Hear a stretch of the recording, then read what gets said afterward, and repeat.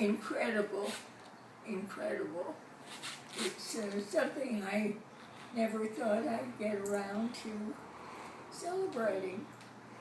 I thought it was rather thrilling to be able to live to the year 2000. That was my goal. And I was 78 at the time. And I felt that was a victory. Imagine writing 2000, the year 2000. Well, before I looked around, it was 2012. And, how did that happen? So, yes,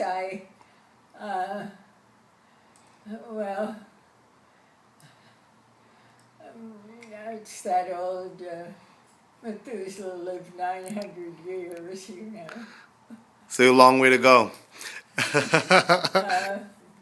But who calls it living? Tell us a little bit about teaching all these years, and as you look back, what are your thoughts about having taught for 50 plus years? Well, I think that the most enjoyable part of living a long time, really, is that it happens so quickly, and I have to stop and think, my word, it's a long time. And when I think of all the things that have changed, I don't look back because I think I've had a wonderful life, and so I've got nothing to bitch about, which would be, the easy way. I'm not sure that I want to live another 90 years. Enough's enough. But there are still people I enjoy meeting, things I enjoy doing. And so there's always, I think it's the sort of the journalist's credo of what's around the next corner. And I still have that curiosity about what is. What about teaching? What has it been like to teach for 50 plus years at Columbia? Well, I've missed not teaching this semester.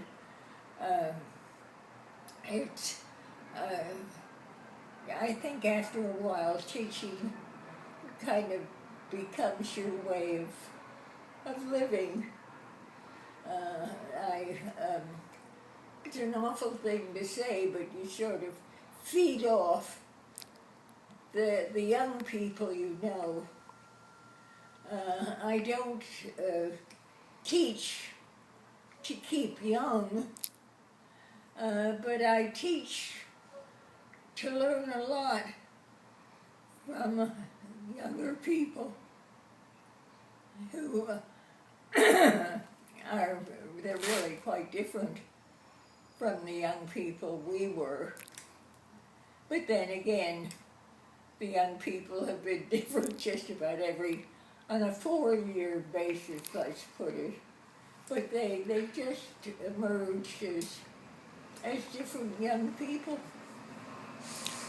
What advice do you have to the students graduating this year and those who are looking to get into journalism in the years ahead? Well, I think that journalism is in a state of flux, just as all our means of communication right now are. But to me, the intense curiosity that is basically journalism on the part of the journalist and and on the part of people in general, of people wanting to know, and the journalist's own curiosity about why we do this the way we do it and so on. I think that's perpetually with us, and it'll be different. The technology has been, I still believe in the written word. I'm very old-fashioned in that respect, and I stick to it. Whether it's, on a wall in a tomb, or whether it's on some 5-year-old slate. It's, to me, the written word is the one that counts. And it's the one that endures, which is, I admit, very sort of stick in the mud, but I don't mind. The mud's pretty good. The mud is pretty good. Tell us about how you connected and you continued to connect with all these young people when it must have been more and more difficult as the age gap grew between you and them. Yeah. Well, it's my... I keep thinking of the fact that people don't change. Essentially, they don't. People are people. And that's very comforting because we're constantly being given new outer challenges as people. And so you have to be flexible. I don't mean that you just float with the tide, but I think I keep reminding myself that, yes, these are just like the students I had X number of years ago, and they're still making the same mistake. And so, but we're still taking the journey together in the same way. And that, to me, is what teaching has always been. I think since I first heard the word school somewhere, I began playing school with my dolls and books and records and grades and all sorts of things. My joy is that the day school has enabled me to keep on playing school. Tell us about some mistakes you've seen over the decades that haven't changed. The same errors that people make in style or writing or grammar that you never see disappear. It's this because writing is just so personal, and people change outwardly, but I think they remain the same. And your students outwardly are very different from even within a year, within a semester or 2 or 3. They're different people with new approaches to what to them is a new world. But it boils down to the same thing, with different techniques and different matters of resolution. But that, to me, is the dean's headache. You have to cope. I hope I can just keep on dealing with the students who remain human beings. They really do, regardless of what the outer appearance may be. Any mistakes that you've seen repeated over the decades that you will never forget, that you will say this will always be things that students will wrestle with? Absolutely. Because that's, I hate to, well, life is a wonderful valley of cliches. And it's because we're human beings and we all have the same mistakes, the same virtues, the same vices, and they change in the way we react. But essentially, I suppose the other thing is to say, well, nothing ever changes, as the old saying went. You know, it's all the same. But it isn't. It has new twists and turns, and that's what makes life interesting. What was one of your memories of your first time as a student at Columbia? Do you remember that year well? I remember being so impressed by Columbia because I came there as a delegate to the high school Scholastic Press Association. And that, when I didn't dream of being a journalist or anything of that, but that was, I was a writer, you know, and for the literary magazine, not for the newspaper at school. Nothing so crass as the newspaper. I came to Columbia as a delegate to the Scholastic Press Convention, at which there was a luncheon, and you could go up and shake hands with Eleanor Roosevelt. Oh, what more did you need not to wash your hand for the next, literally for the next 3 weeks? This was the hand that shook the hand. And it was a real handshake and at the dinner. But I just seemed headed toward this kind of future at Columbia. And I remember at my brother's graduation,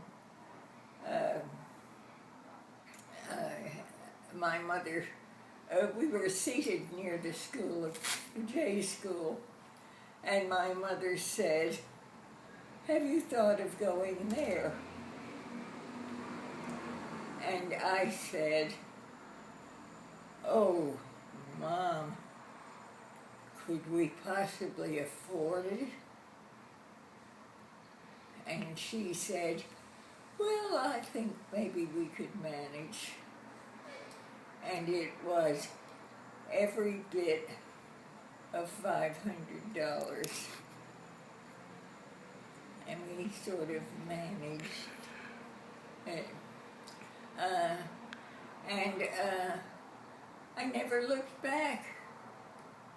I didn't have time to, in fact. But I grew up courtesy of that building at 116th Street. I learned all my hard lessons there, and not all about journalism. And it was a very different school. This was back in, what was I, the class of 45, I guess. I should have gone in and been the class of 42 or 43. I was delayed in my choice, so I didn't think we could afford the $500. And the other thing was that I got distracted one year by getting a fellowship and the other year by being hired by the Army to teach. And I tell you, coming from a girls' college, it was kind of thrilling to be teaching groups of, these were future astronauts and bombardiers and pilots, and I was teaching them English grammar. So that was one of my happy World War II great sacrifices and services. And interestingly, when I was teaching on a fellowship, it was $600 for the 9 months. When I was teaching for the government, it was $350 a month. Heaven. And every hour on the hour, these soldiers would walk in and salute you, and it was great. And then I got a letter from the School of Journalism that said, if you don't come this year, you're not coming. So I came and was perfectly happy have been perfectly happy ever since, as I say. So now we know how you became a disciplinarian with our students. Right. You started with young soldiers first. I just wanted to ask if you have any other things you would like to share before we say goodbye for now. Anything you'd like to share? Anything else you'd like to share or leave with our viewers before we say goodbye for now? About the school? Or anything you like. Life, writing, journalism, anything you like. Well, I guess the basic thing that the school itself did two things for me. It taught me the technicalities of a profession. In other words, God, I mean, when I came out, I literally edited a page, a Sunday page in the New York Herald Tribune, right from cropping the picture onto writing the headlines and everything else in the Sunday section. And the other thing was that it gave me wonderful professional experience.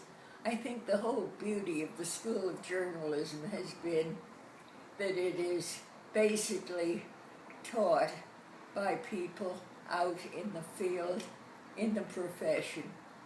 And that is the major thing that it does for the students, because you get an instant life almost within the profession rather than just at the school. And that is the great virtue of the school, and I'm very proud of it.